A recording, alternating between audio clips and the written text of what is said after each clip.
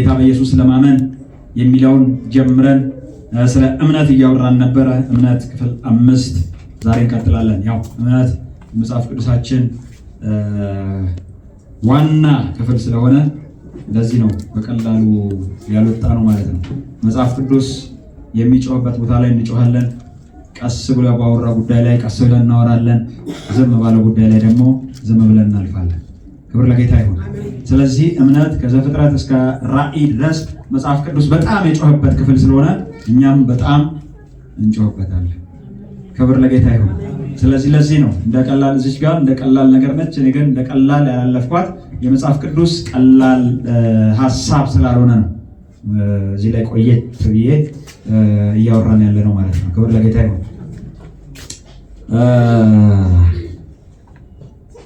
ዛሬ እምነት በመንፈሳችን ውስጥ የሚወለድ እንጂ ከአእምሯችን የሚነሳ አይደለም በሚል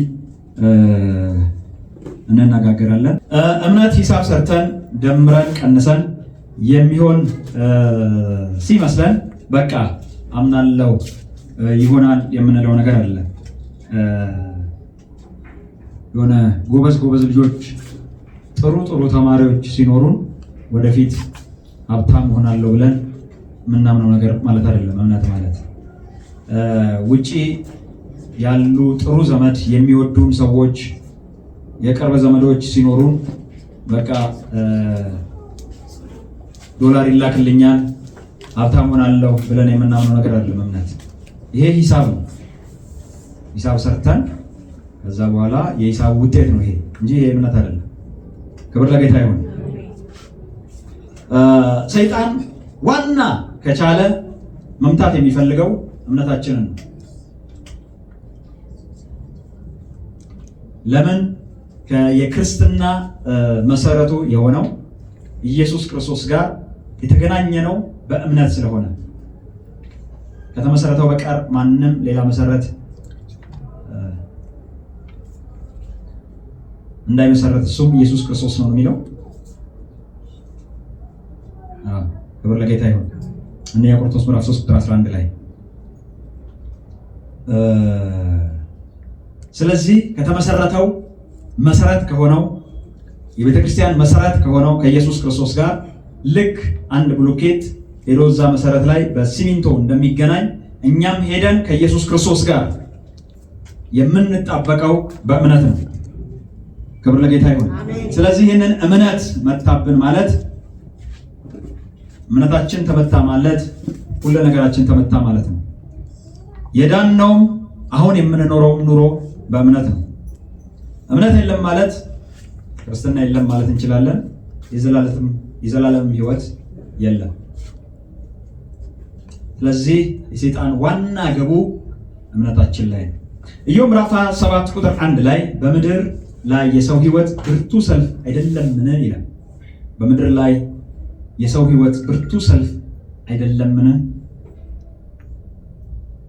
የሰው ሕይወት በብዙ እንቆቅልሽ በብዙ ጥያቄ የተሞላች ነች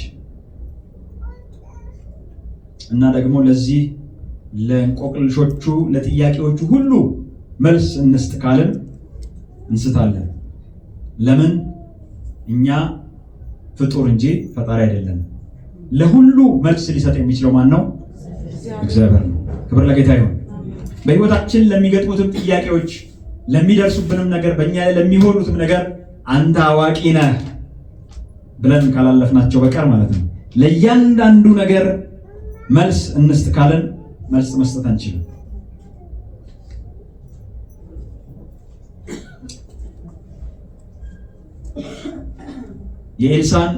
የኤልያስን 2 እጥፍ ቅባት የተቀበለው ኤልያስ አንድ ጊዜ በነገሥት 4:27 ላይ እንደምናገኘው ያቺ ልጇ የሞተባት ሴት መታ ሰላም ነው ወይ ሲላት ሰላም ነው ብላ አልፋው የኤልሳን እግሩን ጨበጠች ይላል እና ስቅስቅ ብላ እያለቀሰች እያለ ጊያዝ ሊያርቃት ሲሞክር ተዋት፣ ነፍሷ አዝናለችና ተዋት አለ። እግዚአብሔርም ያንን ከኔ ሰውሮታል አልነገረኝም አለ።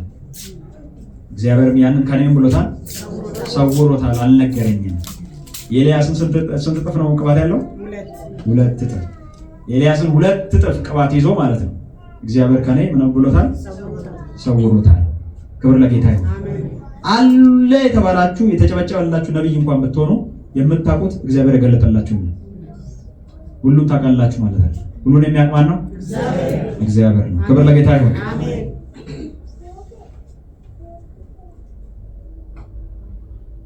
ብዙ ምክንያታቸውን የማናውቃቸው ነገሮች አሉ። ብዙ መልስ ለመስጠት የምንቸገርባቸው ነገሮች አሉ። በተለይ ለምን የሚለውን ጥያቄ ሙሉ በሙሉ ሊመልስ በትክክል ሊመልስ የሚችል እግዚአብሔር ብቻ ነው። ለምን ይሄ ሆነ?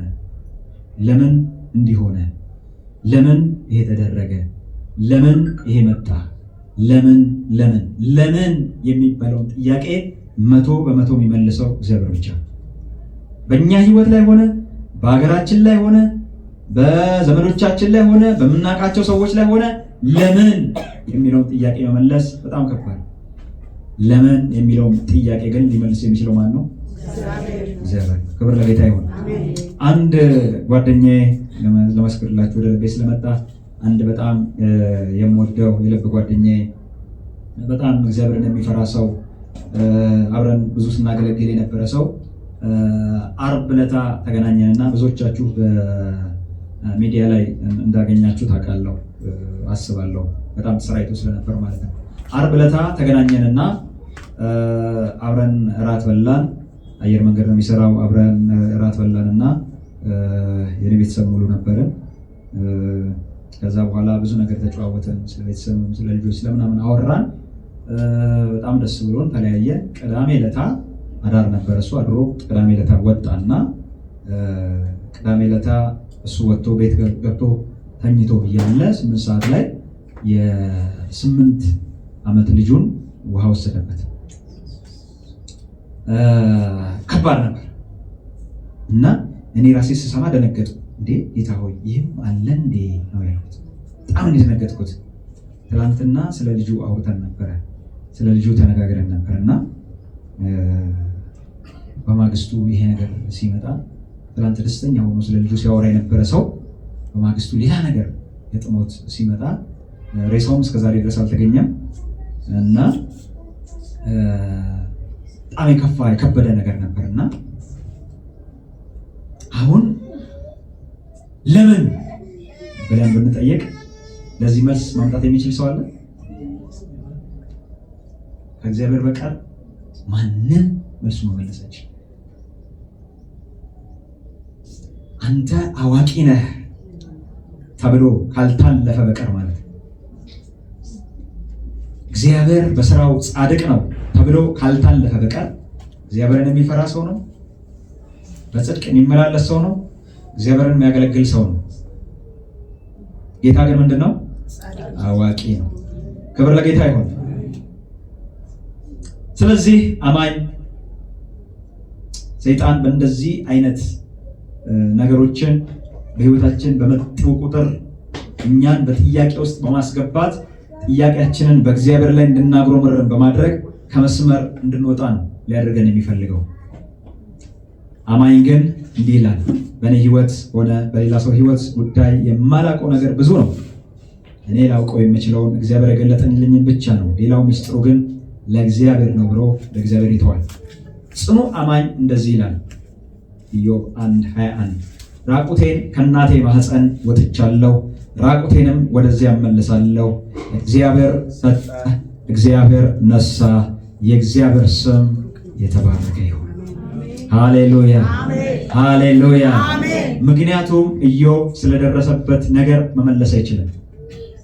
ምናልባት እያለ ምናልባት ልጆቼ እግዚአብሔርን በድለው ሊሆን ይችላል ብሎ ለእግዚአብሔር መስዋዕትን የሚያቀርብ በጥንቃቄ የሚኖር እግዚአብሔር ራሱ የመሰከረለት እንደ ባሪያዬ እንደ ኢዮብ እግዚአብሔርን የሚፈራ ሰው ማን ነው ብሎ የመሰከረለት ሰው ነው።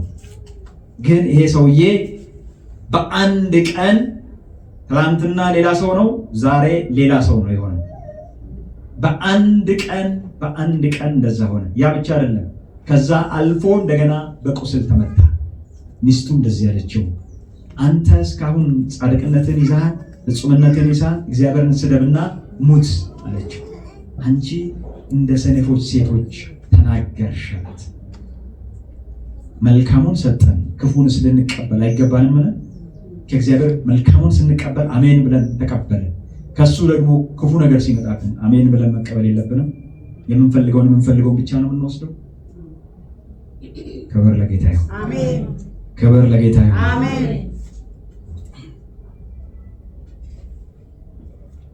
ነህምያ 9:33 ላይ በደረሰብን ነገር ሁሉ አንተ ጻድቅ ነህ ይላል።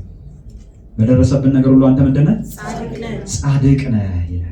ኢየሩሳሌም ፈርሳለች፣ ቅጥሯ ፈርሷል። ህዝቡ ለ70 ዓመት ተላልፈው ተሰጥቷል። በባርነት ነው ያሉት። ከዛ በኋላ ተመልሰው ሲመጡ ነው ይህንን የሚያወራው። በዚህ መሀል ላይ የሞቱ መዓት ሰዎች አሉ። እሱም እርግጠኛ ነኝ ብዙ ዘመዶች ሞተውበታል፣ ብዙ ሚያውቃቸው ሞተውበታል፣ ብዙ ምስቅልቅል ደርሶባቸዋል። አሁን ህይወትን ገና ሀ ብለው ሊጀምሩ ነው። ግን እንደዚህ ያለ በደረሰብን ነገር ሁሉ አንተ ጻድቅ ነህ። የእምነት ሰው ራሱን በእግዚአብሔር ፊት በማዋረድ ነው የሚጀምረው። ራሱን በእግዚአብሔር ፊት በማዋረድ ነው የሚጀምረው። አንደኛ ጴጥሮስ ምዕራፍ 5:6-7 ላይ እንዲህ የሚል ቃል አለ። እንግዲህ በጊዜው ከፍ እንዲያደርጋችሁ ከኃይለኛው ከእግዚአብሔር እጅ በታች ራሳችሁን አዋርዱ፣ እርሱ ስለ እናንተ ያስባልና የሚያስጨንቃችሁን ሁሉ በእርሱ ላይ ጣሉት ይላል። ክብር ለጌታ ይሁን። ክብር ለጌታ ይሁን። እንግዲህ በጊዜው ከፍ እንዲያደርጋችሁ ከኃይለኛው ከእግዚአብሔር እጅ በታች ራሳችሁን ምን በሉ አላችሁ። እንግዲህ በጊዜው ከፍ እንዲያደርጋችሁ ከኃይለኛው ከእግዚአብሔር እጅ በታች ራሳችሁን አዋርዱ፣ እርሱ ስለ እናንተ ያስባልና። እስቲ እግዚአብሔር ስለኔ ያስባል። ሃሌሉያ። እኛ ስለኛ ከምናስበው በላይ እግዚአብሔር ስለኛ ያስባል።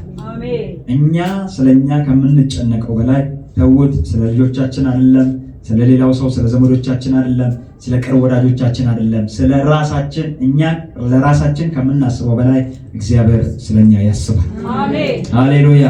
እሱ ስለ እናንተ ያስባልና የሚያስጨንቃችሁን ስንቱን ሁሉን በእርሱ ላይ ጣሉት። ክብር ለጌታ ይሁን። ክብር ለጌታ ይሁን። የእምነት ሰው ራሱን በእግዚአብሔር ፊት ካዋረደ በኋላ የሚያስጨንቀውን ሰብስቦ ሁሉንም በእግዚአብሔር ላይ የሚጥል ነው። ሃሌሉያ። ከዛ እሱ በነፃ ይመላለሳል። ክብር ለጌታ ይሁን። ብዙዎቻችን ጥያቄዎቻችንን ለእግዚአብሔር እናመጣለን። ስንመለስ ግን ይዘነው ነው የምንመለሰው። ቁጭ እናደርገውና ይኸው ጌታ ሆይ የሚያስጨንቀኝን በሙሉ ይኸው በፊትህ አንጡ ብለሃል፣ አንጥቻለሁ እንላለን፣ እንጸልያለን፣ እንበረከካለን፣ እናመሰግናለን፣ እንላለን። ስንጨርስ ፒክ አድርገናት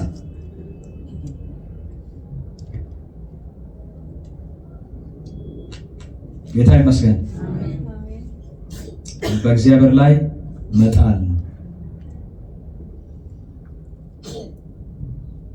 እሱ አሳምሮ ስለሚሰራው ማለት ነው። በመጽሐፍ ቅዱሳችን ላይ በማርቆስ ምዕራፍ 5:22 ጀምሮ ስለ አንድ ሰው ይናገራል። ስለ ኢያኢሮስ የሚባል ሰው ማለት ነው። ይህ ኢያኢሮስ ስለ ኢያኢሮስ ማንነት ሲናገር ኢያኢሮስ የምኩራብ አለቃ ነው። ኢያኢሮስ ፈሪሳዊ ነው። ከፈሪሳዊም የምኩራቦቻቸው አለቃ ነው፣ ዋና ነው። ይሄ ሰውዬ አንድ ችግር ገጠመው። ምን ገጠመው? ታናሽቱ ልጁ ታመመችበት እና ታገሰ። 1 ቀን 2 ቀን 3 ቀን ታገሰ። አሁን የመጨረሻ ደረጃ ላይ ደረሰች። በሞትና በሕይወት መካከል ሆነች። የመጨረሻ ደረጃ ላይ ደረሰች። ኢየሱስ ክርስቶስ ደግሞ በባህር ዳር ሲያስተምር ነበረ። ከዛ ወደ ማዶ እንሻገር ብሏቸው በጌርጌሴኖን ትዝ የሚላችሁ ከሆነ በጌርጌሴኖን ተሻግረው ያንን ሰው ከፈታው በኋላ ሂድልን ከዚህ ሀገር አሉትና ተመልሶ እንደገና በታንኳ ተሻግሮ በወዲኛው ማዶ ተመልሶ መጣና በባህር ዳር እያስተማረ እንዳለ ኢያኢሮስ ደረሰው። መምህሩ ተመልሶ አሁንም ከባህር ማዶ ወደዚህ ተመልሶ መጥቶ እያስተማረ ነው የሚለው ወሬ ለኢያኢሮስ ደረሰው። ኢያኢሮስ ቀጥታ ወደ ባህር ዳር ሄደ። ወደ ማን ጋር? ወደ ኢየሱስ ክርስቶስ ጋር። ክብር ለጌታ ይሁን። እሱ ምንድነው ብያቸዋለሁ? ፈሪሳዊ ነው። ክርስቲያን አይደለም፣ የክርስቶስ ተከታይ አይደለም። እሱ ፈሪሳዊ ነው። ደግሞ ምንድነው? የምኩራብ አለቃ ነው። ዋናቸው ነው። ግን ወደ ማጋ መጣ? ወደ ኢየሱስ ጋር። ክብር ለጌታ ይሁን። ክብር ለጌታ ይሁን። ለምን? ልጁ እንዲፈወስ። ልጁ ታመመች። ክብር ለጌታ ይሁን። እንደ አንድ አባት፣ እንደ አንድ መልካም አባት አሁን ኃላፊነት ወስዶ ነገሮችን ሁሉ ሰባብሮ ወደ ኢየሱስ ክርስቶስ መጣ። ክብር ለጌታ ይሁን። ሰው ብዙ ነገር ሊል ይችላል። ማህበረሰቡ ብዙ ነገር ሊል ይችላል። ከሱ በታች ያሉት ብዙ ነገር ሊሉት ይችላሉ። ነገ በሸንጎ ሊቆም ይችላል። ማት ነገር ሊገጥመው ይችላል። ግን አይኔ እያየ ልጅ አትሞትም ማለት። ሃሌሉያ አሜን። ወደ ኢየሱስ ክርስቶስ መጣና ያኛው ኢያኢሮስ፣ ባለስልጣኑ ኢያኢሮስ፣ ፈሪሳዊ ኢያኢሮስ ወደ ኢየሱስ ክርስቶስ መጣና የመጀመሪያ ያደረገው ነገር ሰገደለት። ሃሌሉያ አሜን። ሃሌሉያ አሜን። ባለስልጣን ነው፣ የተከበረ ነው። ግን ለኢየሱስ ክርስቶስ ምን አለለት? ሰገደለት። ጥያቄዎች አሉበት። ብዙ ነገር ይዞ ነው የመጣው። የሚያስጨንቀው ነገር አለ። ግን ምን አለለት? ሰገደለት። ሃሌሉያ። የእምነት ሰው ራስን ዝቅ በማድረግ ነው የሚጀምረው። በኃይለኛው በእግዚአብሔር ፊት ራሱን ዝቅ በማድረግ ነው የሚጀምረው። ሰገደለት። ሃሌሉያ ሃሌሉያ። የትኛው ኢያኢሮስ? የምኩራብ አለቃው ኢያኢሮስ፣ ፈሪሳዊው ኢያኢሮስ ለኢየሱስ ክርስቶስ ሰገደለትና ከዛ በኋላ ታናሽቱ ልጅ ልትሞት ቀርባለችና እንድትድን በሕይወትም እንድትኖር መጥተህ እጅህን ጫነባት ብሎ አጥብቆ ለመነው። ለመነው ብቻ አይደለም፣ አጥብቆ ምን አለው? ለመነው። ኢየሱስ ክርስቶስ እኮ እያስተማረ ነው። ከኢየሱስ ክርስቶስ ጋር እኮ መዓት ሕዝብ አለ፣ መዓት ነገር አለ። ኢያኢሮስ ግን መጣና ጣልቃ ገብቶ ለክርስቶስ ሰገደለትና አጥብቆ ልትሞት ቀርባለችና መጥተህ እጅህን ጫነባት ብሎ አጥብቆ ለመነው። ይሄ አጥብቆ የሚለው ቃል ብዙ የሚያሳዩን ነገሮች አሉ። ምናልባትም እዛ ጋር ክርስቶስ ለሌሎቹም እንዳደረገው ለዛች ለሳምራዊቷ ሴት እንዳደረገው ምናልባት እንደማይሄድ አይነት ነገር ተናግሮት ሊሆን ይችላል። አሁን መሄድ አልችልም፣ አሁን እያስተማርኩ ነው፣ አሁን እንደዚህ ነው እንደዛ ነው የሚል ነገር ተናግሮትም ሊሆን ይችላል። እሱ ግን አጥብቆ ምን አለው? ለመነ። ክብር ለጌታ ይሁን። አጥብቆ ለመነውና ኢየሱስን ፈቃደኛ ሆነው መጓዝ ጀመሩ። ከእርሱ ጋር ሄደ ይላል። ከዛ አንድ ነገር ተፈጠረ። ብዙ ሕዝብ ተከተሉት፣ አጋፉትም ይላል። ኢያኢሮስ በሞትና በሕይወት መካከል ያለች ልጅ አለችው። ቶሎ ሊደረስላት የሚገባ ልጅ አለችው። ግን መዓት ሕዝብ ተከተለውና ምን አሉት? አጋፉት። በሚፈልጉት ፍጥነት መሄድ አልተቻለም። ግፊያ ሆነ። ያጋፉት ጀመር። በዚህ ሁላ ውስጥ እያለ ደግሞ አንዲት ሴት መጣችና የልብሱን ዘርፍ የነካው እንደሆነ ፈወሳለሁ ያለች አንዲት ሴት መጣችና ከኋላው መታ ነክታ ተፈወሰች። ስለሷ መዓት ነገር ስላልኩ ዛሬ ብዙ ስለሷ መናገር አልፈልግም። ክብር ለጌታ ይሁን። ነካች፣ ተፈወሰች። ከዛ ኢየሱስ ደግሞ ዞር አለና የነካኝ ሰዓት የለም፣ ኢያኢሮስ ሰዓት የለም፣ ወይኔ ልጄ ሰዓት የለም፣ እያጋፉት ነው። ከዛ እንደገና ደግሞ ኢየሱስ ቆመና ዞሮ ጭራሽ ማን የነካኝ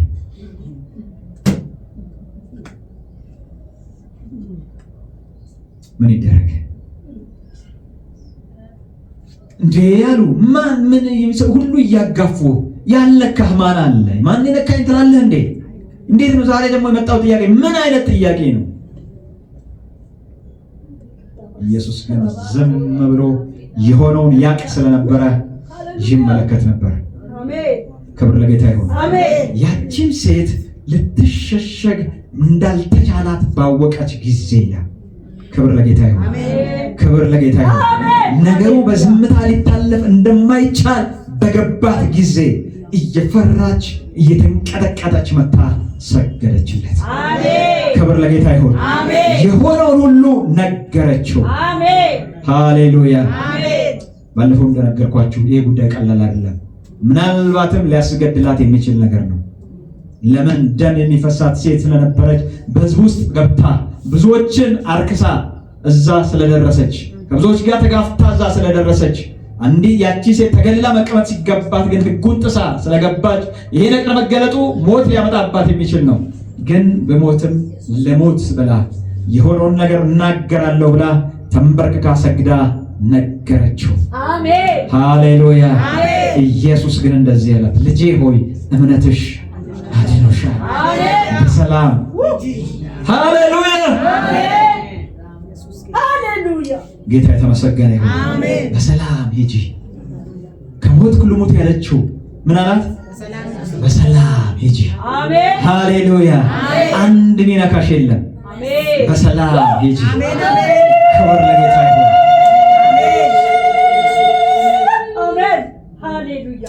ይሄ ንግግር ተጠናቀቀ። በቃ አሁን ደግሞ እንሂድ ብሎ ኢያኢሮስ ሊያስብ ሲል ከሱ ቤት ደግሞ ሰዎች መጡ። ምን አሉት? መምህሩን ስለምን ታደክመዋለህ? ልጅቷ እኮ ሞታለች። የልጅ ሞት እንደዚህ መንገድ ላይ ይረዳል እንዴ? አረዱት። መንገድ ላይ ልጅቷ እኮ ሞታለች፣ መምህሩን ስለምን ታደክመዋለህ አሉት።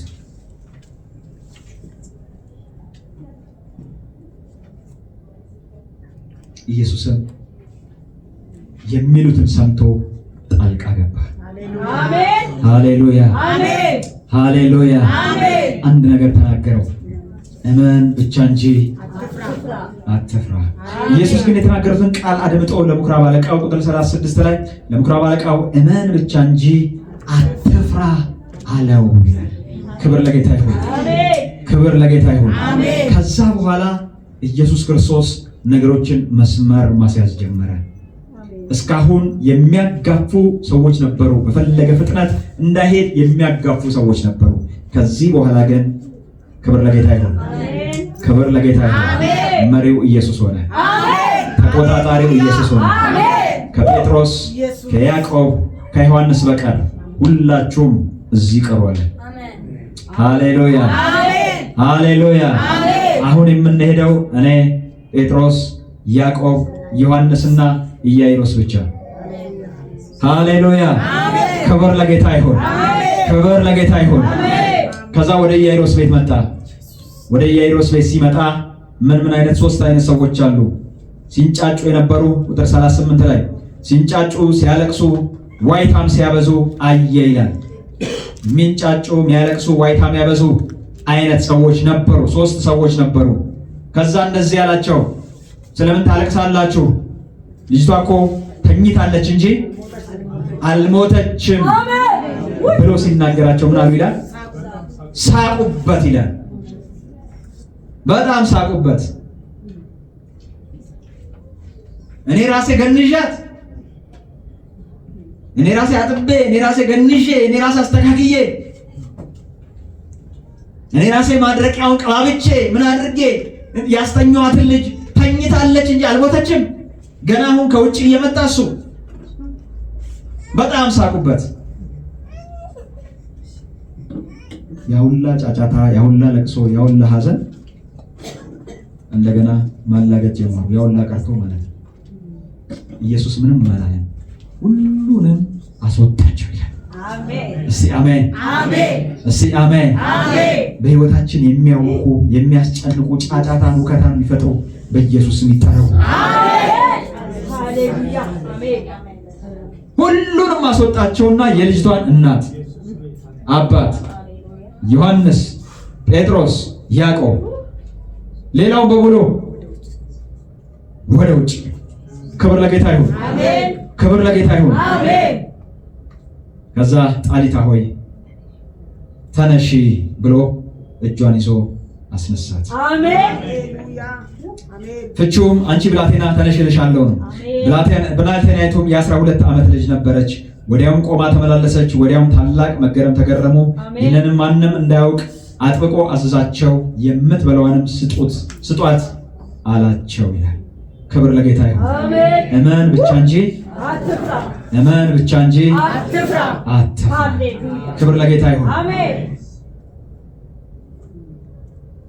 እምነት በመንፈሳችን ውስጥ የሚወለድ እንጂ ከአእምሯችን የሚነሳ አይደለም። ቅድም እንዳልነው ጌታን ሂሳብ ሰርተን አይደለም የምንከተለው። ክብር ለጌታ ይሁን። ይህንን ያደርግልኛል ብለን ሂሳብ ሰርተን አይደለም ወደ ጌታ የመጣን። ሃሌሉያ። ጌታን የምንከተለው እሱ ጌታና አምላክ ስለሆነ እሱ ፈጣሪያችን ስለሆነ ክብር ለጌታ ይሁን። ጌታን ስንከተል መመሪያችን ይሄ ነው። ቢገለም ቢያድን እሱ ጌታችን፣ ቢሰጥ ቢነሳ እሱ ጌታችን። ክብር ለጌታ ይሁን።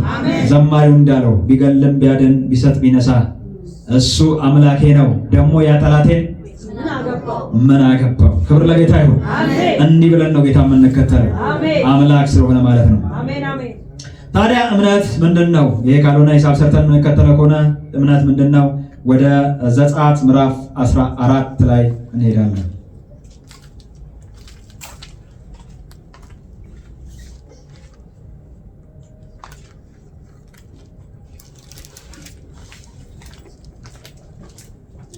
ዘጸአት ምዕራፍ 14 እግዚአብሔርም ሙሴን እንዲህ ብሎ ተናገረው። ተመልሰውም በሚግዶልና በባህር መካከል በአልዛፎንም ፊት ለፊት ባለው በፊሃ ሂሮት ፊት እንዲሰፍሩ ለእስራኤል ልጆች ተናገር አለው ይላል። ክብር ለጌታ ይሁን። እስራኤል ከወጡ በኋላ ጉዞ ጀምረው የመጀመሪያው ነገር እስራኤል ከግብፅ ሲወጡ ወደ ፍልስጤም የሚወስድ በዚህ ጋር መንገድ አለ። ይህንን መንገድ አልተከተሉ። ይህኛው መንገድ ለንግድ የተሰራ መንገድ የሚታወቅ መንገድ ነው። እንደውም ከእስራኤል እስከ ከነዓን ድረስ ማነው ከግብፅ እስከ ከነዓን ድረስ ያለው ርቀት 250 እስከ 300 ኪሎ ሜትር ነው። ምናልባት ከዚህ እንደ አዋሳ እንደምንለው ማለት በጣም አጭር ነች። ግን ታሪኩን ስንሰማ ነገሩን ስናይ ምናምን ልክ ነው የሚመስለኝ። እንደውም የነበረው ምንድነው ትሉኝ ድሮ ልክ ከደቡብ አፍሪካ እስከ ሞሮኮ ያለ ርቀት፣ ከሰሜን አፍሪካ እስከ ደቡብ አፍሪካ ያለ አይነት እንደዚህ ረጅም አድርጌ ነበር የሚመስለው የነበረው። ከዚህች አዋሳ ያለች ነገር ነች። ይሄን ሁሉ 40 ዓመት የፈጀችው ማለት ነው። ጌታ ይባረክ፣ ጌታ ይመስገን። እና ምናልባት በቀን ማለት ነው ያው ህዝብ ልጆች ስላሉ ርጉዝ ስላለ ከብት ስላለ ምን ስላለ በፍጥነት አይኬድም እና እንደው በቀን ከ15 እስከ 20 ኪሎ ሜትር ቢሄዱ ማለት ነው 15 እስከ 20 ኪሎ ሜትር ቢሄዱ ከ2 ሳምንት እስከ 3 ሳምንት ይፈጃል መንገዱ። ከ2 ሳምንት እስከ 3 ሳምንት የሚገቡት መንገድ ነው። በቀን 15 ኪሎ ሜትር ወይም 20 ኪሎ ሜትር እየሄዱ ማለት ነው። ከዚህ እንደ ስቴዲየም ምናምን እየሄድክ ማለት ነው። እንደዚህ ሄደህ በ2 ሳምንት ወይ በ3 ሳምንት የምትገባው። ክብር ለጌታ ይሁን። እንደዚህ ሄዱ የነበሩትን እግዚአብሔር በአሕዛብ መንገድ ሊመራቸው ስላልፈለገ ይላል ወደዚህ መራቸው። ክብር ለጌታ ይሁን። አሁን እዚህ ይሄ ክፍል የሚለን ምንድነው መሰላችሁ? ልክ አሁን ወደዚህ መርቷቸው እነሱ ወደዚህ እየሄዱ ነበር። ወደዚህ እየሄዱ እያሉ ምን ይላቸዋል? ሙሴን መጣና እግዚአብሔርን ወደ እንዲመለሱ ንገራቸው ይለዋል። ከዛስ ተመልሰው ይመጡና ምንድነው የሆነው? ከዛ ነው የተነሱት። እዛ ሄዱ፣ ተመለሱ፣ መጡና እንደዚህ እንዲገቡ አድርጋቸው ይላል። ልክ አሁን ይሄ ቦታ ይሄ ቀይ ባህር ነው። ከዚህ ጋር ደግሞ ገደል አለ። እንደገና ደግሞ የሚመጣ ውሃ አለ። ወደዚህ የሚመጣ ማለት ነው ውሃ አለ። እዚህ ተራራ አለ። ወደዚህ መሀል ይምጡና እዚህ ገብተው ይስፈሩ ነው ያለው። ምን ይበሉ? ይስፈሩ። እናም እግዚአብሔርም ሙሴን እንዲህ ብሎ ተናገረው። ተመልሰው በሚግዶልና በባህር መካከል በአልዛፎንም ፊት ለፊት ባለው በፊሃሂሮት ፊት እንዲሰፍሩ ለእስራኤል ልጆች ተናገር ይላል። ሚግዶል ማለት የስሙ ትርጓሜ ማማ ማለት ነው። የመሬት አካል ነው፣ ማማ ማለት ነው። በአልፋዞንም የሚለው አልዛፎንም በአልዛፎን በዓል የሚባል የከነዓን ምንድነው አምልኮ አለ አይደል? ጣዖት አለ አይደል? በንጉስ ሕዝቅያስ ጊዜ እንደውም ነው አካብ ከኤልሳቤጥ ጋር ኤልዛቤል ጋር ሲያመልኩት የነበረው በዓል አምላክ ከሆነ እሱን አምልኮ፣ እግዚአብሔርን አምላክ ከሆነ እሱን አምልኮ ያለው ኤልያስ የተናገረበት ማለት ነው። የሱ ከሱ ጋር የተያያዘ አምልኮ የሚሰጥበት ቦታ እዚህ ጋር ሳይኖር አይቀርም ይባላል እና እንደ ምልክት ነው። በዓል ዛፎንም ፊት ለፊት ካለው ይላል። ከዛ ቤል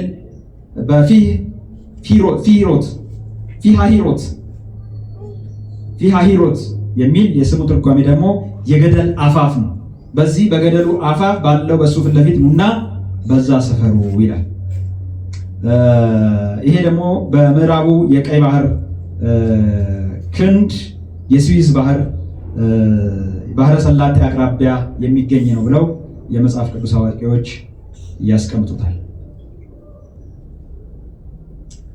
ለምንድን ነው ወደዚህ ቦታ እንዲያስቀምጣቸው እግዚአብሔር እንዲመለሱ የፈለጋቸው? ለምንድን ነው? እግዚአብሔር አንድ ከግብፅ ጋር ያልጨረሰው ነገር አለ። ክብር ለጌታ ይሁን። እግዚአብሔር አንድ ሊያወራርደው የፈለገ ነገር አለ። ጌታ ይመስገን። በዚህ ብቻ ከግብፅ ጋር እንዲላቀቁ አልፈለገም። ግብፅና ሰራዊቱን መምታት ማጥፋት ፈልጓል። ጠላቶቻቸውን ለመጨረሻ ጊዜ ደምድሞ እንዲያልፉ ፈልጓል። ስለዚህ ተመለሱ አላቸው። ተመለሱ ብሏቸው የማይሆን ቦታ ሄደው ተሸንቅረው እዛ ሲቀመጡ ፈርዖን እንደዚህ ይላል አለ፣ እነኚህ ሰዎች በግብፅ ዝም ብለው እየተቀበዘበዙ ነው። ስለዚህ ሄደን እናንጣቸው። መንገድ ጠፍቶባቸው እየተቀበዘበዙ ስለሆነ ሄደን እናንጣቸው። እናንበብ እስቲ። በሱም አጠገብ ወዳለ ደረሰ ሰፈሩ ይላል። ፈርዖንም ስለ እስራኤል ልጆች በምድር ይቅበዘበዛሉ፣ ምድረ በዳም ዘጋቻቸው ይላል። እኔም የፈርዖንን ልብ አጸናለሁ፣ እርሱም ያባረራቸው በፈርዖንና በሰራዊቱ ሁሉ ላይ ክብርን አገኛለሁ። ግብፃውያንም እኔ እግዚአብሔር እንደሆኑ ያውቃሉ። እርሱ እንዲህ አደረጉ። ሕዝቡም እንደኮበለሉ በግብፅ ንጉሥም ነገሩት። የፈርዖን የባሪያዎቹ ልብ በሕዝቡ ላይ ተለወጠና ይላል። ሂዱልን ብለው ያስኬዷቸው ሰዎች አሁን ደግሞ ልባቸው ተለወጠና ምን አሉት ይላል፣ እንዳይገዛልን እስራኤልን የለቀቅነው ምን አድርገናል አሉ። እንዳይገዛልን እስራኤልን የለቀቅነው ምን ሆነን ነው? ጤነኛ ነበርን የዛን ሰዓት? ምንድን ይሆን ነው አሉ ህዝቡም ፈርዖንም። ከዛ ፈርዖን ሰረገላ ይዘጋጅልኝ አለ። ወደ 600 ሌሎች ደግሞ ስፔሻል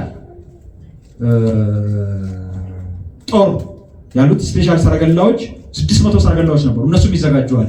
ልክ እኛ ጋር እንደ ስፔሻል ኮማንዶ ነገር አለን አይደል? ስፔሻል ጦር አለ።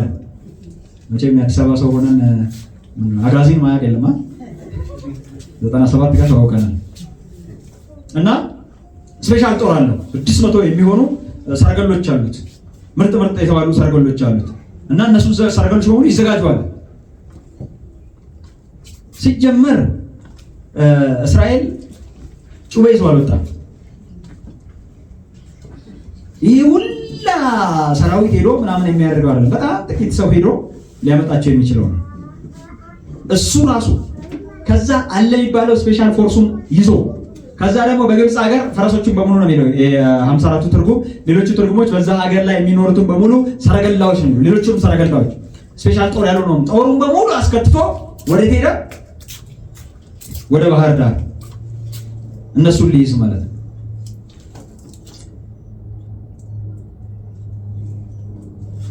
ከዛ ቁጥር 9 ላይ ግብፃውያንም ፈርዖንን ፈረሶቹን የሰረገሎቹን ፈረሶች ሰራዊት ሁሉ አሳደዷቸው። ባህርም ዳር በአልዛፎን ፊት ለፊት ባለው በፊሃሂሮት አጠገብ ሰፍረው አገኟቸው ይላል። ምን ብለው?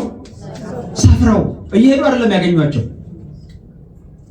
እግዚአብሔር አንጥቶ መልሷቸው ሂዱ ብሏቸው የነበረው ተመለሱ ብሏቸው መልሷቸው ጥግ ላይ ኮርነር ላይ ወስዷቸው ወደዚህም ላይሉበት የሚችሉበት ቦታ ወስዷቸው አሰፍሯቸዋል። ድንኳኑን ጥሎ ሰፍሮ ነው ያለው። አሁን እስራኤል እዛ ሰፍረው አገኟቸው።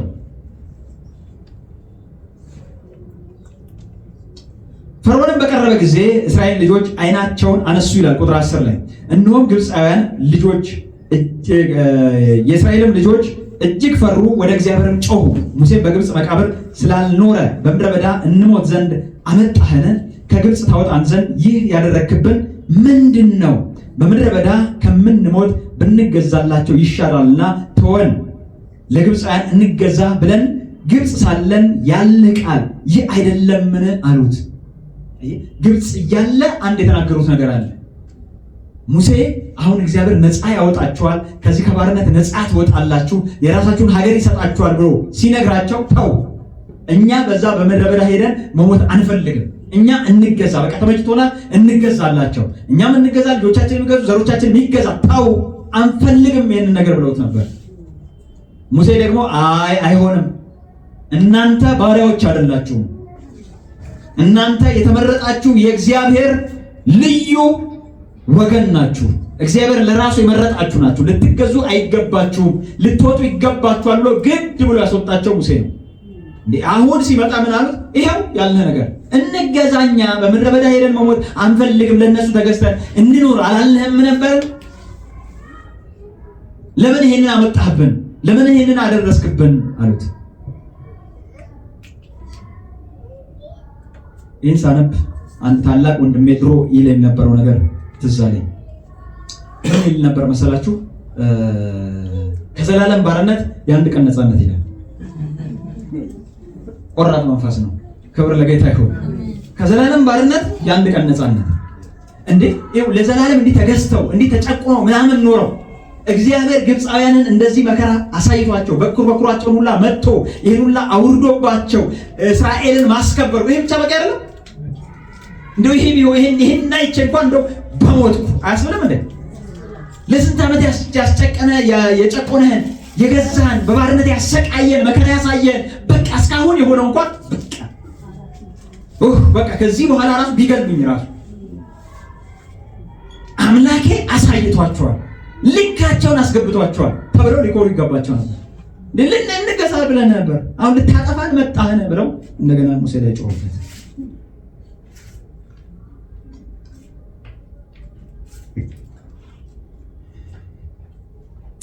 ሙሴም ለሕዝቡ አትፍሩ፣ ዛሬ የምታዩዋቸውን ግብፃውያን፣ ክብር ለጌታ ይሁን፣ ክብር ለጌታ ይሁን፣ አትፍሩ፣ ክብር ለጌታ ይሁን፣ አትፍሩ፣ ዛሬ የምታዩዋቸውን ማንን? ግብፃውያን። ሃሌሉያ! የግብፅን ሰዎች ስም ባወቁ ደስ ባለኝ ነበር። ሲያዩ ይኸውልህ ዝም ብሎ አይደለም የሆነ ጦር እየመጣ እንዳለ አይደለም የሚያውቁት። ከነኚህ ሰዎች ጋር በደንብ ይተዋወቃሉ። ግማሾቹ ትላንትና ገርፈዋቸዋል፣ ትላንትና ቀጥቅጠዋቸዋል፣ ትላንትና በእነሱ ላይ መከራ አንጥተዋል። ልጆቻቸው ሲወለዱ ልጆቻቸውን ወስደው ገለውባቸዋል፣ ማዕት ነገር አድርገውባቸዋል። ያውቋቸዋል። ጦሩ በሚዲያ ሲተላለፍ ያውቋቸዋል፣ ያውቋቸዋል። የሚያውቋቸው ናቸው የመጡባቸው። የምታዩዋቸውን ግብፃውያን ሲል ያዩታል፣ ያውቁታል። ማን እንደመጣ ያውቁታል። የሚያውቁት ሰው ነው የመጣው። ክብር ለጌታ ይሁን። አሜን። አስጨናቂን ያውቋቸዋል። እነርገጤን፣ እነዳምጠውን፣ እናሸብር፣ እነቀጣው፣ እነደምስስ፣ እነደመላሽ የበኩር ልጆቼን ገደላት ወጣችሁ ብሎ ደመላሽ ብሎ ስዩምን ሰይሞ የመጣውን መቶ አለቃውን፣ ሻለቃውን፣ ኮሎኔሉን ያውቁታል። ጦሩን እየመራ የመጣውን ያውቁታል። ይሄ የምታየው አሸብር ከዚህ በኋላ አታየው። አሜን፣ ሃሌሉያ፣ አሜን። የምታየው ደምሳሽ ከዚህ በኋላ ለዘላለም፣ አሜን፣ ሃሌሉያ፣ ለዘላለም አታዩቸው። አሜን። አሁን የምታየው ትናንትና ልጅን የገደለብህ እያየሁ አይደል? እየመጣ በሰረገላ እየመጣ እያየሁ አይደለ? እሱን ከዚህ በኋላ ለዘላለም አታየው፣ ለዘላለም አትመለከተው።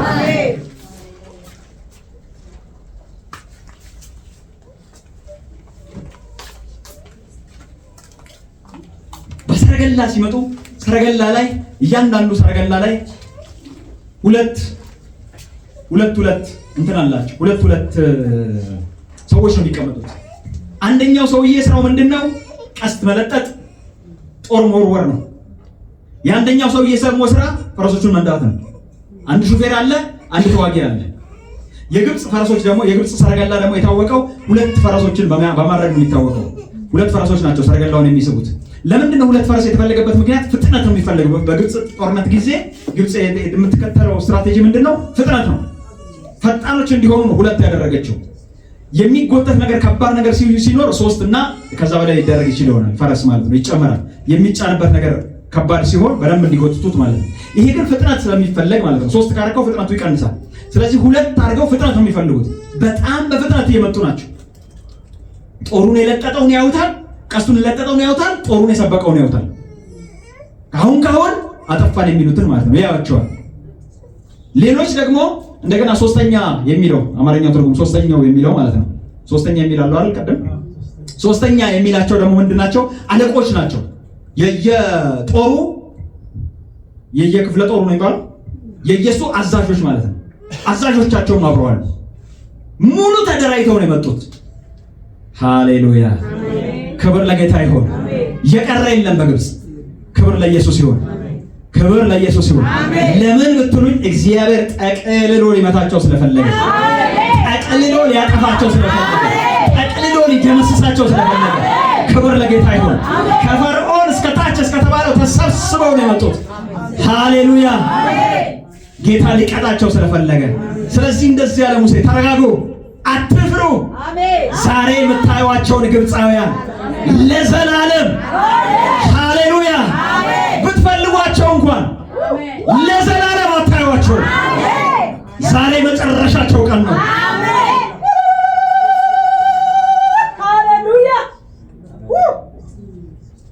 ቁሙ። ዛሬ ለእናንተ የሚያደርጋትን የእግዚአብሔርን ማዳን እዩ አለ። ቁሙ ማለት ቁጭ ብለህ የነበርከውን ተነስ ማለት አይደለም። ቆም ማለት በእምነት ጽና ነው። ሃሌሉያ! ትላንት በድንቅ ያሻገረ፣ ትላንት በድንቅ ያወጣ፣ ትላንት መንጋጋቸውን ነጥቆ የተናጠቀ እግዚአብሔር ዛሬም ተአምር ያደርጋልና ቁም። ቁሙ። እግዚአብሔር ለእናንተ የሚያደርጋትን ተአምራት እዩ። ዛሬ ተአምራት የምታይበት ቀን ነው። ሃሌሉያ! ተአምራቱ የሚያሳያችሁ ቀን ነውና ቁሙና እዩት። እግዚአብሔር ለእናንተ የሚሰራውን ስራ ጠላት እየገሰገሰ ሊያጠፋ መስሎ እንደዛ ይሰማ። ዛሬ አንተ እግዚአብሔር ለአንተ የሚሰራውን የማዳን የምታይበት ቀን ነው። ስለዚህ ቁም አለ፣ ጽና አለ። በአምላክ ጽና፣ ልብህን አጽና። ክብር ለጌታ ይሁን። እግዚአብሔር ስለ እናንተ ይዋጋል፣ እናንተም ዝም ትላላችሁ አላቸው ይላል። ሃሌሉያ! እነሱ ጦር የላቸውም፣ በቂ እንትንም የላቸውም፣ ምንድነው ጩቤም የላቸውም። እንኳን ጦር እንኳን የታጠቀ ነገር እንኳን ምናምን ሊኖራቸው ማለት ነው። ደህና ነገር እንኳን የላቸው፣ ጥሩ ቢላ እንኳን የላቸው። ግን እንደዚህ ያላቸው እግዚአብሔር ስለማይዋጋ ስለእናንተ ይዋጋ። ሃሌሉያ! በእጅህ በቂ ነገር የለም። ይህንን ለመመከት ይህን ጦር ለመመከት የሚያስችል በቂ ነገር የለም። እግዚአብሔር ግን ስለአንተ ይዋጋ። እግዚአብሔር ግን ስለአንተ ይነሳ። ቁም አለው፣ ጽና አለው፣ ልብን በእግዚአብሔር አጽና አለው። ዛሬ ማዳኑን የምታይበት ቀን ነው። ሃሌሉያ! ዛሬ እግዚአብሔር ማዳን ለአንተ የሚገለጥበት ቀን ነው። ክብር ለጌታ ይሁን። ቁም።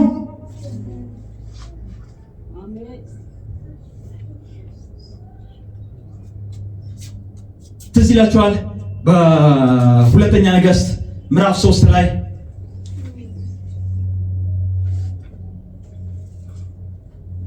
ኢዮራም የንጉሥ አካብ ልጅ ኢዮራም አንድ የተዋቀረ ቡድን አቋቋመ። ምን አይነት ቡድን አቋቋመ? ሞዓብ የሚገብር የነበረውን ነገር ስላቆመበት ማለት ነው።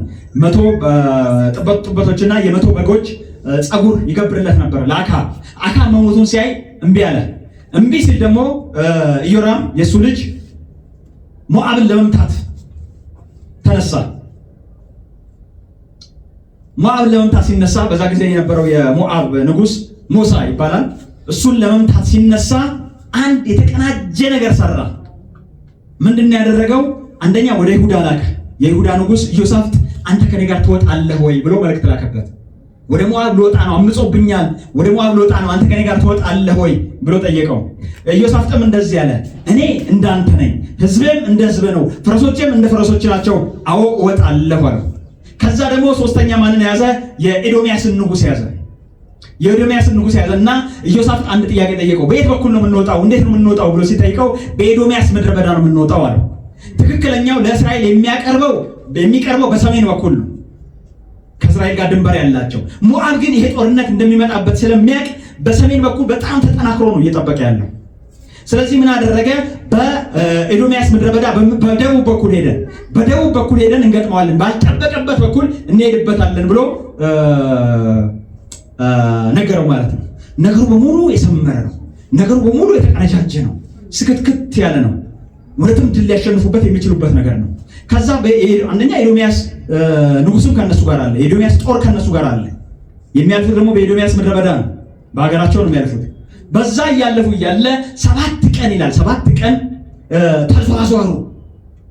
ምን ፍለጋ? ውሃ ፍለጋ። አንድ ያላሰቡት ነገር ገጠማቸው። ጦሩ ተሰብስቦ እንትን ብሎ ከሄደ በኋላ አንድ ያላሰቡት ነገር ገጠማቸው፣ ውሃ። እኔ በጣም ተደንቄያለሁ። የእስራኤል ንጉስ አይወቅ፣ የይሁዳ ንጉስ አይወቅ። እንዴት የኤዶሚያስ ንጉስ እዚህ ውስጥ ይገባል? ሀገሩ ላይ የት ቦታ ውሃ እንዳለ ውሃ እንደሌለ አያውቅም። ተከትሏቸው ከነሱ ጋር ልክ እንደሌላ ሀገር እንደሚሄድ ሰው ተከትሏቸው ከነሱ ጋር በምድረ በዳ ውስጥ ሄዶ ይገባል። ክብር ለጌታ ይሁን። ቁጥር 9 ላይ ምዕራፍ 3 ቁጥር 9 ላይ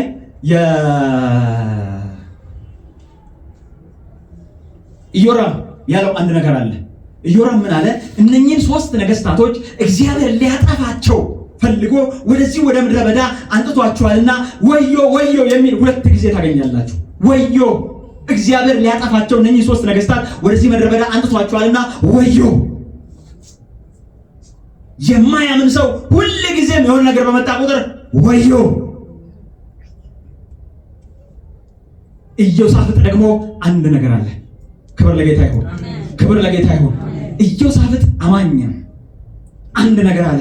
በዚህ እግዚአብሔርን የምንጠይቅበት ሰው የለም። ክብር ለጌታ ይሁን። የእግዚአብሔርን ቃል የምንጠይቅበት ሰው የለም። ምን ጊዜም የሆነ ነገር ሲመጣ አማኝ ምንድን ነው የሚለው? የእግዚአብሔር የት ነው ያለው ነው የሚለው። እግዚአብሔርን ነው የሚፈልገው። ሃሌሉያ! በጸሎት እግዚአብሔርን ይፈልጋል። በጾም ጸሎት እግዚአብሔርን ይፈልጋል። እግዚአብሔር ሆይ ወዴት ነህ ነው የሚለው። በገጠመው ጉዳይ ላይ ወዮ አይደለም የሚባለው። እግዚአብሔር ሆይ ምን ትላለህ ነው። የት ነው እግዚአብሔር? እግዚአብሔርን የምንጠይቅበት በቃ እግዚአብሔር ነው ያለው ኢዮሳፍጥ። እግዚአብሔር የለም ወይ ብሎ ሲጠይቅ አንድ ነገር ተናገሩት።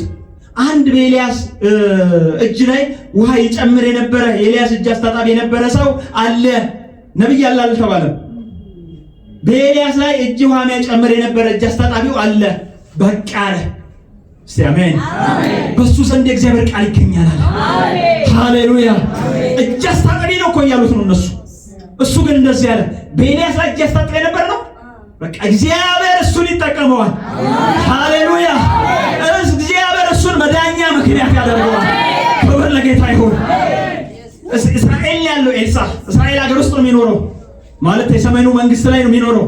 ይሁዳ የመጣው ከደቡብ መንግስት ነው። ስለ ኤልሳ የሚያውቀው ነገር የለም። ግን እጅ አስታጣቢ ነው አሉት ለኤልያስ። በቃ እሱን እግዚአብሔር ይጠቀመዋል። ሃሌሉያ! ጥሩት አለ። እሱ ይምጣል፣ ወደ እሱ እንሄዳለን። እስቲ አሜን፣ እስቲ አሜን። ክብር ለጌታ ይሁን። እኔ ራሱ የሚገርመኝ ምን እንደሆነ ታውቃላችሁ? እንዴት ኤልሳ እዛ ተገኘ? እንዴት ኤልሳ ለዛ ቅርብ ቦታ ሆነ? ውሃ በሌለበት ቦታ፣ ለ7 ቀን ውሃ ተፈልጎ በጠፋበት ቦታ እንዴት ኤልሳ እዛ ተገኘ? ክብር ለጌታ ይሁን። ምናልባት እኮ ኤልሳ እግዚአብሔር ሄደህ እዛ ተቀመጥ ሲለው፣ እግዚአብሔር እዛ እንዲቀመጥ ሲመራው፣ ምን ነው ጌታ ሆይ ምን አደረግኩ? እኔ ምን በደል ሰርቼ ነው? እዚህ ምድረ በዳ ከሰው ለይተህ እንደዚህ አይነት ቦታ ላይ የምታስቀምጠኝ ምን አድርጌ ነው እያለ ይሆን? እንደ ሰው በምቾት በድሎት ማላሳልፈው ለምንድን ነው ይል ይሆን? እግዚአብሔር ግን የመዳኛ ምክንያት ያደረገው ነው። አሜን ሃሌሉያ። አሜን። መንግስትን አይደለም ነገስታትን በሱ ሊያስመልጥ ስለፈለገ አሜን። ቀድሞ እግዚአብሔር ያበጀው ፕላን ስለነበረ ክብር ለጌታ ይሁን። የሁላችሁ የሰው ፕላን ምን ጊዜም ችግር አለው። ኢዮራም የሰራው ፕላን እኮ ስታዩት ምርጥ ነበር የሚመስለው። በቃ ግሩም ነው ያስጨበጭብ ነው። ግን ያላሰበው ነገር መጣ። ክብር ለጌታ ይሁን። ሁል ጊዜ እግዚአብሔር ያሰበው ይበልጣል። እግዚአብሔር የሚለው ይበልጣል። እሱ ፍጹም ነው። ሃሌሉያ። መጣና እንደዚህ ያላቸው እኔ ኢዮራም አንተን እንዲህ በአንተ ፊት ያው እግዚአብሔር እንላለሁ ኢዮሳፍጥን አፍሬ እንጂ በአንተ ፊት አልቆምም ነበር አለ። ለአንተ አንድ ነገር ባላልኩ ነበረ። ግን ኢዮሳፍጥን እሱ እግዚአብሔርን ይፈልግ እግዚአብሔርን ይፈራ ስለሆነ እሱን አፍሬ ነው መቆመው አለ። ባለበገና አንጡልኝ አለ። ተደረደረ። ከዛ በኋላ እንደዚህ ያለ ንፋስ አታዩ። እስቲ አሜን አሜን። እምነት ማለት ይሄ ነው። አሜን። ንፋስ የለም፣ ዝናብ የለም። አሜን። ቆፍሩ። ይሄ ሸለቆ ግን በምን ይሞላል? በውሃ ይሞላል። ሃሌሉያ። ለእግዚአብሔር ይሄ ቀላል ነው አለ። ለአንተ ሊከብድ ይችላል፣ ለእግዚአብሔር ግን ምንድን ነው? ቀላል ነው። ክብር ለጌታ ይሁን። ለእግዚአብሔር ይሄ ቀላል ነው። ቆፍሩ። አታይም። ሞታው ምድረ በዳ ነው። አዎ። 7 ቀን ፈልገህ አታል። አዎ። አስጨናቂ ውስጥ ሁኔታ ነው። አዎ። እግዚአብሔር ግን ደማን ነው። ዝናብም ሳታይ ንፋስም ሳታይ ይህንን ሸለቆ በውሃ ይሞላል። እስቲ አሜን እስቲ አሜን። ዘመድም የለኝ ወገንም የለኝ የሚረዳኝም የለ እንትንም የለ፣ እግዚአብሔር ግን ያደርገዋል ስትል እሱ እምነት ነው። ሃሌሉያ። ሂሳቡ ተሰርቶ ዜሮ የሆነበት ላይ ጌታ ኢየሱስ ይቆምበታል ስትል እሱ እምነት ነው። ሃሌሉያ። እንዲህም አስባለሁ ግን አይሆንም በምትልበት ጉዳይ ላይ እሱን እግዚአብሔር ይችልበታል ስትል ሃሌሉያ። እግዚአብሔር ያሳካዋል ስትል፣ እግዚአብሔር ይፈጽመዋል ስትል፣ እግዚአብሔር ይወጣበታል ስትል እሱ እምነት ነው። ሃሌሉያ ሃሌሉያ። ክብር ለጌታ ይሁን። ዶክተር አይቻልም ባለ ጉዳይ ላይ ይሄ ነገር ያበቃ የመጨረሻው ነው በቃ አበቃለት ከዚህ በኋላ አታልፍም ባለ ጉዳይ ላይ አምላኬ ይችላል ስትል እሱ እምነት ነው። ሃሌሉያ።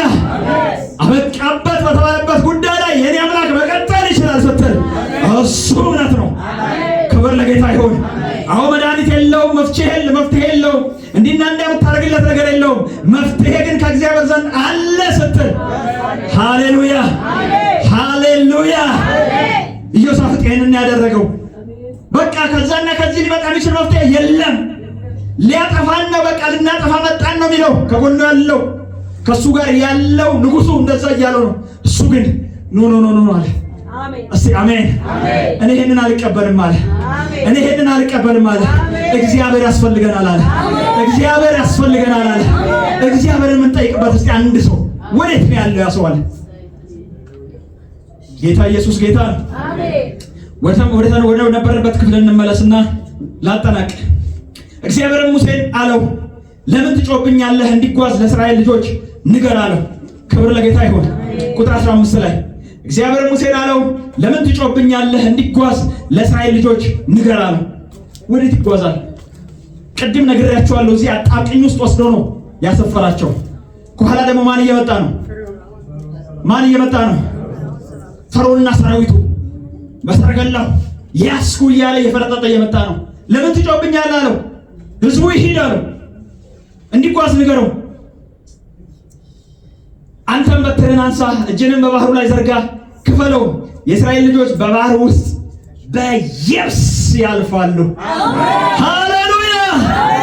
በባህር ውስጥ በምን ያልፋሉ? በየብስ ያልፋሉ። ጌታ ኢየሱስ ጌታ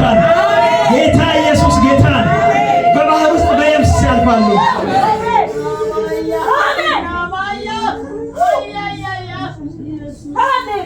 ሃሌሉያ። ያው መሻገሪያ የለም፣ ወንዝ ነው። ወንዙ አንደኛ ይከፈላል። እስቲ አሜን። አሁን መንገድ የዘጋው ከእስራኤል ፊት መንገድ የዘጋው እሱ አለ ይከፈላል። ሃሌሉያ። ወንዙ ራሱ ቢከፈል ማለት ነው። ሁለተኛ ከባድ አስቸጋሪ ነገር አለ። ይሄ ስንት ዓመት ውሃ የተኛበት መሬት እንደው ልግባበት ቢሉ እልም አድርገው ነው መስዳቸው ያሰምጣቸዋል። እግዚአብሔር ግን እንደዚህ አለ፣ ውሃው ከተከፈለ በኋላ እነሱ በየብስ ይሻገራሉ።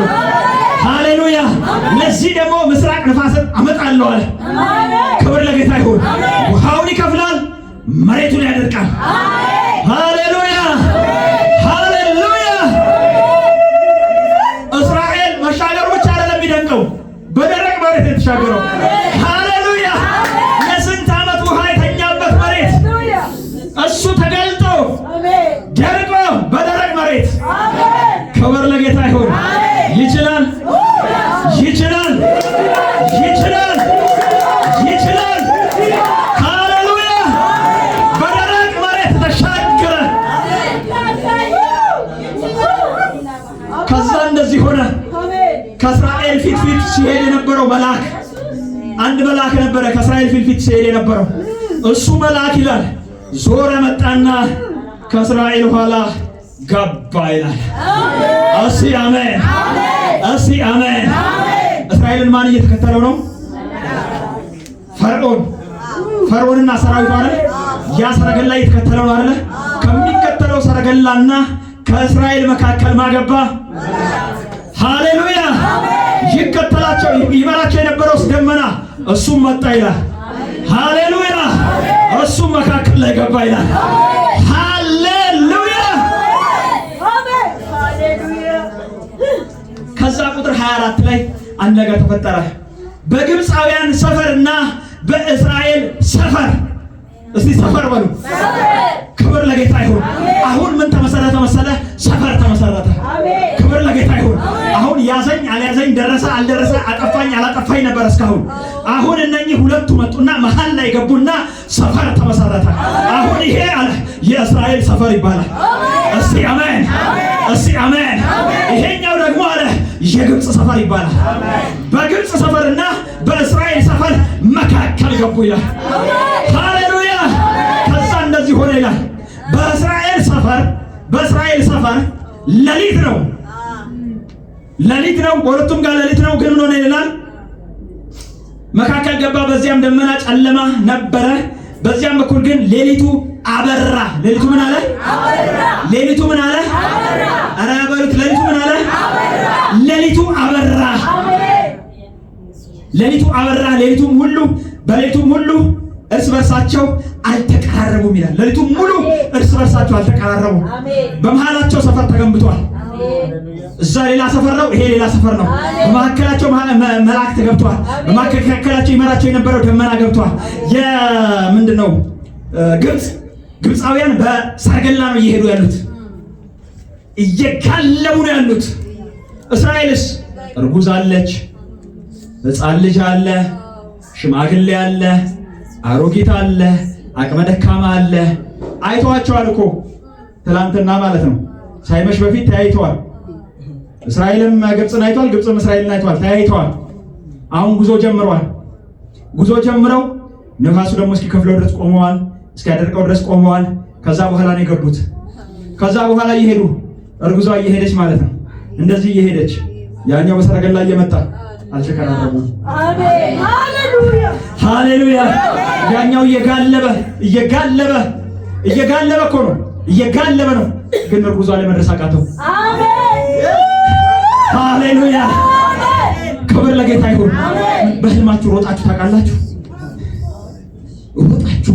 ሮጣችሁ ማደርሱበት። እስቲ አሜን። ለግብፅ እንዲህ ነው ሆነባቸው። የህልም ሩጫ ይጋልባሉ እኮ አንተ፣ ይጋልባሉ፣ ፈረሱ ይጋልባል፣ ይመታሉ፣ ይሄዳሉ፣ ይፈረጥጣሉ። ግን እርጉዟ ላይ ደርሱ፣ ግን ሽማግሌው ላይ ደርሱ፣ ግን አሮጊቱ ላይ ደርሱ። ሃሌሉያ። ምንድነው ምክንያቱ ስትል እግዚአብሔር ጣልቃ ገብቶ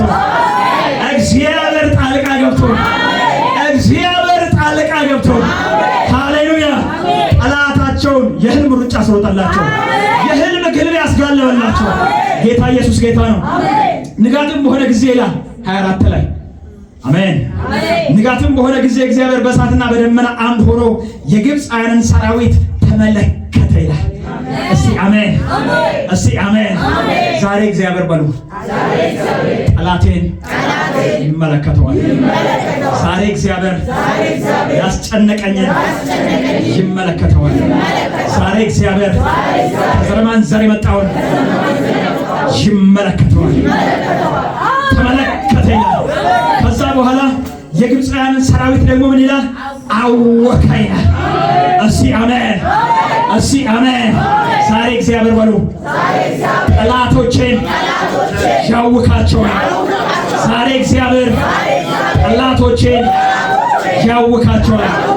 ቁጥር 25 ላይ ደግሞ የሰረገሎቹን መንኮራኩር አሰረ ይላል። እስቲ አሜን፣ እስቲ አሜን። ዛሬ እግዚአብሔር ጠላቶቼን ያስራቸዋል። ላያመልጡ ያስራቸዋል። ላያመልጡ ያስራቸዋል። ከዛ በኋላ እንደዚህ ይላል ደግሞ ወደ ጭንቅም አገባቸው ይላል። መታሰር ብቻ አይደለም ደግሞ ወደ ምን አስገባቸው? ወደ ጭንቅም አስገባቸው። ዛሬ ጠላታችን ወደ ጭንቅ ይገባል። ዛሬ ጠላቶቻችን ወደ ጭንቅ ይገባሉ። ዛሬ ጠላቶቻችን ወደ ጭንቅ ይገባሉ። ከዛ በኋላ እንደዚህ ያሉ እግዚአብሔር በግብፃውያን ላይ ይዋጋላቸዋልና ከእስራኤል ፊት እንሽሽ። ሃሌሉያ ሃሌሉያ። እንሽሽ አሉ። ከእስራኤል ፊት እንሽሽ። ለምን? እግዚአብሔር ይዋጋላቸዋልና።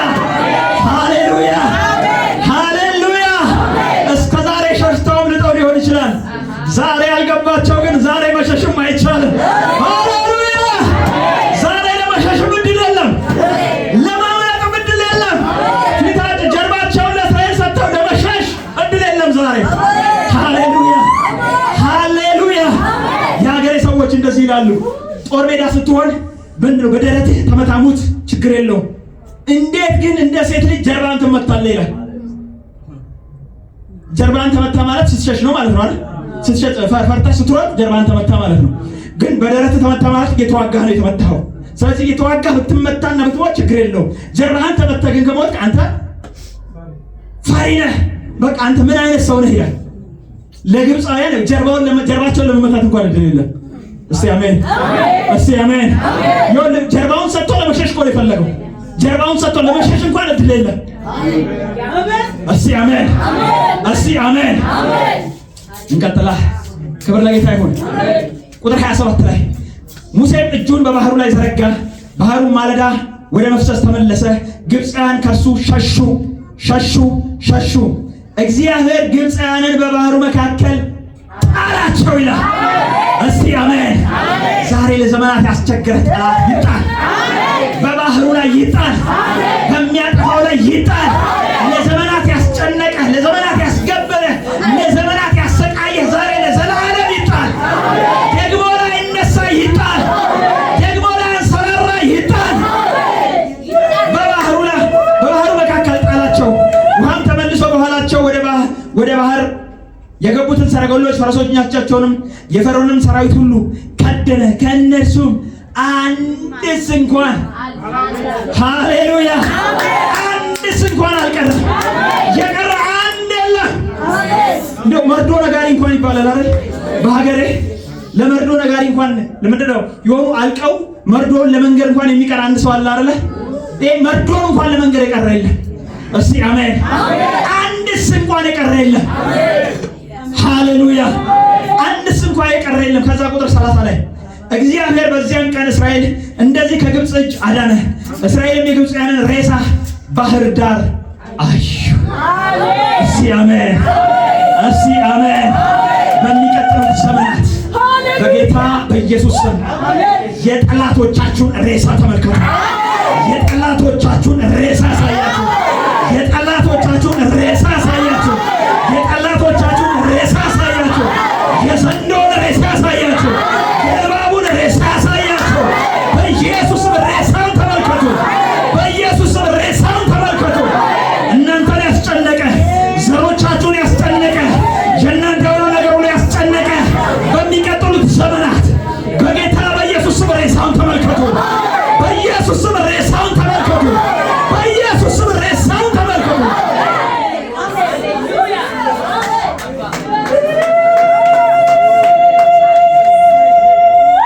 እስራኤልም ይላል ቁጥር 31 ላይ እስራኤልም እግዚአብሔር በግብፃውያን ላይ ያደረጋትን ታላቂቱን እጅ አዩ። እስቲ አሜን፣ እስቲ አሜን። የእግዚአብሔር ታላቅ እጅ በእናንተ ሕይወት ይገለጥ። የእግዚአብሔር ታላቅ እጅ በቤታችሁ ይገለጥ። የእግዚአብሔር ታላቅ እጅ በቤታችሁ ይገለጥ። የእግዚአብሔር ታላቅ እጅ በቤታችሁ ይገለጥ። የእግዚአብሔር ታላቅ እጅ በልጆቻችሁ ላይ ይገለጥ። የእግዚአብሔር ታላቅ እጅ በትውልዳችሁ መካከል ይገለጥ። በኢየሱስም የእግዚአብሔር ታላቅ እጅ ይገለጥላችሁ።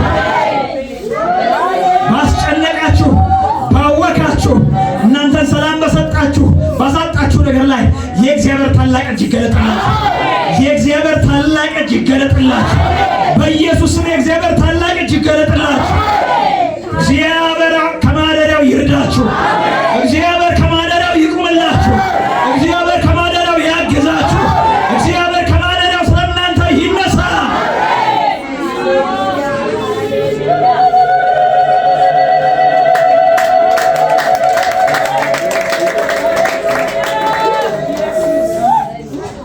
ሲጨርስ እንደዚህ ይላል፣ ሕዝቡም እግዚአብሔርን ፈሩ፣ በእግዚአብሔርም በባሪያውም በሙሴ አመኑ ይላል። ክብር ለጌታ ይሁን፣ ክብር ለጌታ ይሁን።